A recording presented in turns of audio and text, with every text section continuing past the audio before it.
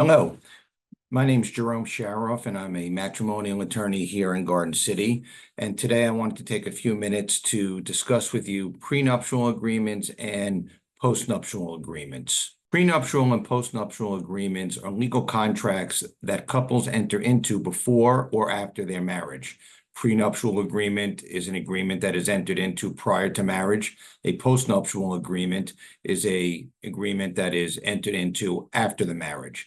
Prenuptial and postnuptial agreements deal with any and all financial issues in the event of a divorce, the division of assets, liabilities, maintenance, the increase in value, the decrease in value, business valuations. Usually what we do in prenuptial and postnuptial agreements is we clearly outline what assets and or liabilities each party is coming into the marriage with, and we separate those out.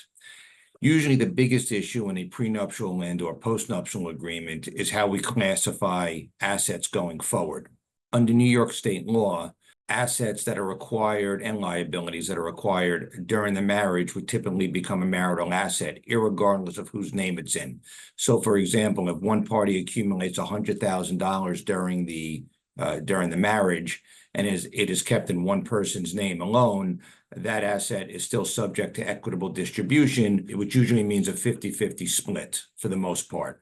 In prenuptial and postnuptial agreements, we can change that. We can opt out of what New York state law provides for, in that under that same example, under a prenup or a postnup, that $100,000 that was acquired during the marriage, even though it's in one party's name, that can be kept separate. And these are issues that we usually deal with in agreements in terms of the classification of assets and how they would be divided up in the event of a divorce. Contrary to what you see on TV and read about in the newspapers, prenuptial and postnuptial agreements are usually upheld. Read a lot of times how celebrities that are going through these type of divorces, they can try to dispute a prenup or postnuptial agreement, but 9 out of 10 times, if not more, they're always held up in court. Also, a lot of times we will deal with business valuations as it relates to prenups and postnups. With business valuations, we are really dealing with percentage that somebody could get from a business, number one, or most of the time in agreements, they typically get waived. We also handle and address maintenance for non-moneyed spouses. In the event that they're entitled to maintenance, we deal with the issue of maintenance, and we can specify how much maintenance one party gets and for how long. In addition, we can also waive off on the issue of maintenance, or not waive off per se, but really put off the issue of maintenance until a divorce happens. We also deal with the issue of counsel fees in the event of a divorce.